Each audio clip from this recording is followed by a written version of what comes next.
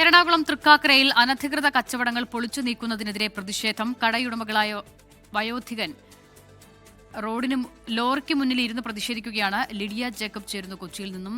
Lydia, അവിടെ എന്താണ് സംഭവിക്കുന്നത്? പ്രതിഷേധത്തിന് കാരണം എന്താണ്? അസിത, കോടതി ഉത്തരവ് പ്രകാരം തൃക്കാക്കര നഗരസഭ വഴിയോര കച്ചവടങ്ങൾ പൊളിച്ചു നീക്കുകയായിരുന്നു അല്പസമയം മുമ്പ്. 2-3 ദിവസമായി നടന്നു വരുന്ന നടപടിയാണ്.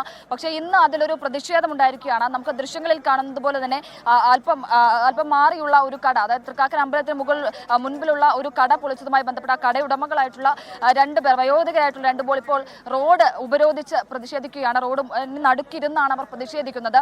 ഇവർ പറയുന്നത് ഈ കട ഇരിക്കുന്നത് ഒരു പ്രൈവറ്റ് സ്ഥലത്താണ്, അത് പുറമ്പോക്ക് ഭൂമിയിലല്ല ഇരിക്കുന്നത്. മാത്രമല്ല ഇവർക്ക് നോട്ടീസോ മറ്റു കാര്യങ്ങളോ ഒന്നും തന്നെ ലഭിച്ചിട്ടില്ല എന്നാണ് ഇവർ പറയുന്നത്.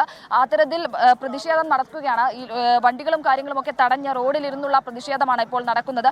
വയോധികരായിട്ടുള്ള 2 പേരാണ് ഇവർ. വർഷങ്ങളായി ഇവിടെ കട നടത്തി വരുന്നവരാണ് എന്നാണ് ഇവർ പറയുന്നത്. എന്താണ് സംഭവിച്ചത് ചേച്ചി? എന്താ സംഭവിച്ചത്? ഞങ്ങൾ വർഷങ്ങളായിട്ട് ഇവിടെ ഇരിക്കുന്നവരാണ്. 12 വർഷമായിട്ട് ഇവിടെ ഇരിക്കുന്നവരാ.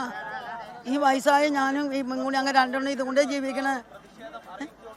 ഓപ്പറേഷൻ കഴിഞ്ഞിട്ട് 2 മാസമായിട്ടില്ല. നിശ്ചയത്തിൽ കൂടിയാണ് ആള് സംസാരിക്കുന്നത്. നഗരസഭയുടെ ഭാഗത്ത് നിന്ന് നോട്ടീസോ കാര്യങ്ങളോ ഒന്നും തന്നിട്ടില്ല. ഞങ്ങളെ മുന്നറിയിപ്പ് തന്നിട്ടില്ല. ഇപ്പം നേരം ആങ്ങളുടെ പുള്ള ഈ വണ്ടി വന്നപ്പോൾ വിളിച്ചതാണ്.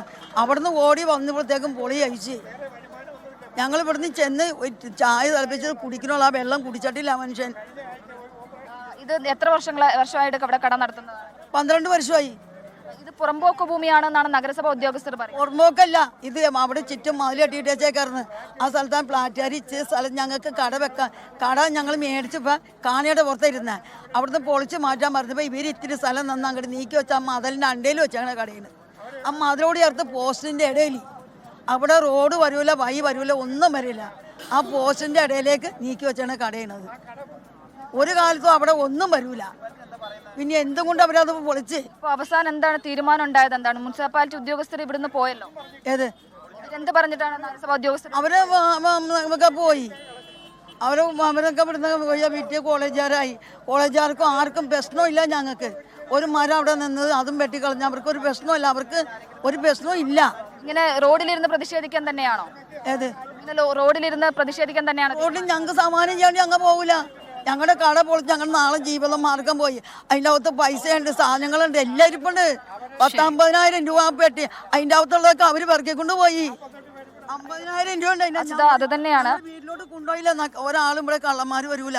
അപ്പുറത്തെ സെക്യൂരിറ്റി ഇവിടെ സെക്യൂരിറ്റി ഉണ്ട്. ആ കാശെല്ലാം അത് തന്നെയാണ്.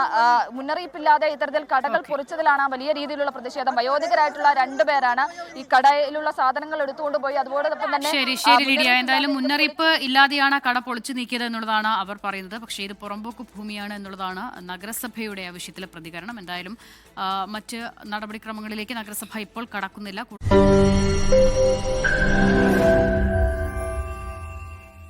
ലോകത്തെവിടെയായാലും ഏത് സമയത്തും 24 വാർത്തകളും ഓഗ്മെന്റഡ് റിയാലിറ്റി പാക്കേജുകളും എക്സ്പ്ലെയിനറുകളും വിശദമായി കാണാൻ ഞങ്ങളുടെ യൂട്യൂബ് ചാനൽ നിങ്ങൾക്ക് സബ്സ്ക്രൈബ് ചെയ്യാം.